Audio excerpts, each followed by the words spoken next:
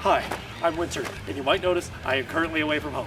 Yeah, that's because I'm on the run. From who? Long story. See, I did this thing online where I made something called a hot take, where I said something that nobody else agrees with, and in all honesty, I probably don't agree with, just to get some clicks. So what was it that I said? Okay, brace yourself, because this might be hard to hear. Nintendo Switch Online kinda stinks. Oh god, they found me.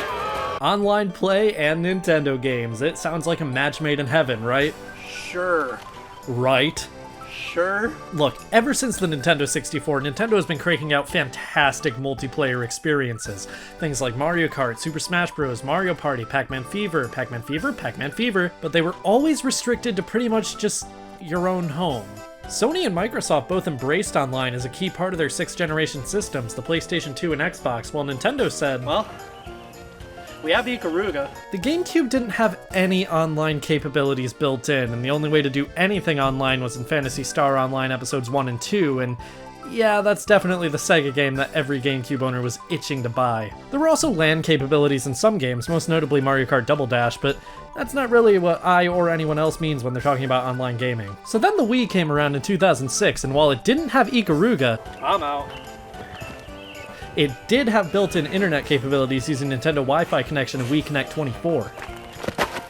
I'm in. There was an entire channel dedicated to purchasing and downloading little games made by Nintendo and third-party developers called the Wii Shop channel.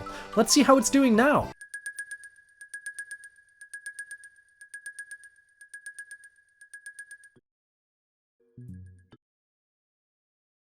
I guess it's just not doing now. There was an internet browser, a channel for downloading Miis made by other people to use in your games, a channel that let you send demos of DS games to try out using the DS Download Play, the Weather channel, and of course, the ability to play in many, many games online. The main ones that I and everyone else in the world played were Mario Kart Wii and Super Smash Bros. Brawl, and while the online is no longer officially supported and I have no particularly clear memories using the service, I sure do remember that it sucked ass. The Wii just couldn't handle online play all that well. It's unfortunate, but still an overall positive step forward for Nintendo, especially considering it was a completely free service. Sony and Microsoft were both charging extra for online play using PlayStation Plus and Xbox Live Gold respectively, which I've always considered kind of scummy even when I was a kid. It's like, neither of these companies is particularly hurting for extra cash, although Sony was definitely getting into the habit of f***ing up in this generation, but also you could play online on the PC version of most of these games for free. On the Wii? Trust me, this thing won't take my debit card no matter how hard I try. The DS and DSi handled online play slightly better than the Wii, at least in my experience, although that might be because the only game I ever played online was Pokemon Black and White, and Pokemon doesn't seem like it'd be super difficult to get to work online. Speaking of, the 3DS and Wii U followed in their older brother's footsteps with a completely free online service, and this time it actually worked somewhat well as well. Now, I've never played a Wii U game online before because I personally still value my life, but I have a lot of memories of playing online with the 3DS. This online service was known as Nintendo Network, and it works. I mean, again, it was mostly Pokemon for me, although I did play a little bit of Smash and Kid Icarus occasionally as well, but from what I remember, the service just genuinely worked pretty well. But then we come to the Switch. The online service started off free on this console because Nintendo knew nobody was going to pay $20 a year to play a Mario Kart game they can already play on their Wii U for free. But Nintendo also said that starting in September, online play would be locked behind their new paid subscription service, Nintendo Switch Online. Now, the online on the Switch already kinda sucked ass. Like, it wasn't as bad as the Wii, but it was close. But what did you get once you signed up for Nintendo Switch Online and started giving Nintendo money for the service? Jack Access to 20 NES games at launch, Tecmo Bowl, anyone? and cloud saves. Oh boy, I can't wait to cloud save my progress in Tecmo Bowl. It was worth it though. They were adding more NES games every now and then, and hey, eventually they even started adding SNES games, and surely if they're going to be charging $20 a year, they also made it so the online play works significantly better, right? Yeah. This online is awful. Look at this footage of Smash Bros. Ultimate and tell me there's an excuse. There's an excuse! Now look at this footage of Smash Bros. Ultimate and tell me the truth. There's no excuse for this! They literally have the money to fix their system, so why don't they? Well, because that wouldn't be very not fucking stupid, would it? I mean, at least they're not charging something ridiculous like $50 a year for it. That would be stupid.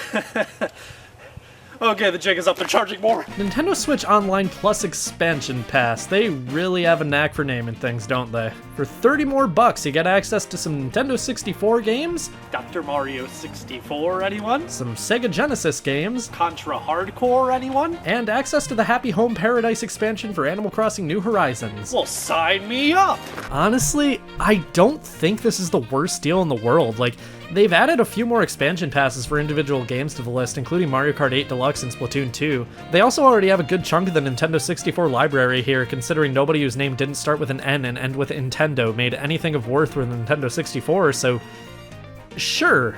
But also, the N64 emulator isn't too good. Now, I'm not a stickler for this sort of thing. I don't even like most of the N64 library, so it's not a big deal to me if the fog looks weird in Ocarina of Time. But these controls are bad. The layout of the Nintendo 64 controller didn't translate too well to the Joy-Cons, but at the same time, why are half the C buttons not on the left analog stick? I mean, it's not unplayable, but the same thing can be said about using the original Nintendo 64 controller, and when you fail to improve that thing, you've got an issue. And what's the deal with Genesis games on this service? Why can you play Sonic the Hedgehog 2, but not the first game? Look, this service has a lot of potential, or at least it used to.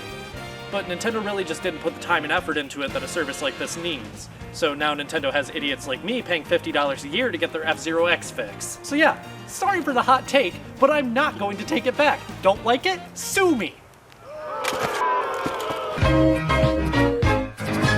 Well, I don't even know what I was sued for. Apparently they all agreed with me. They just took all my money. How am I gonna play F-Zero X now?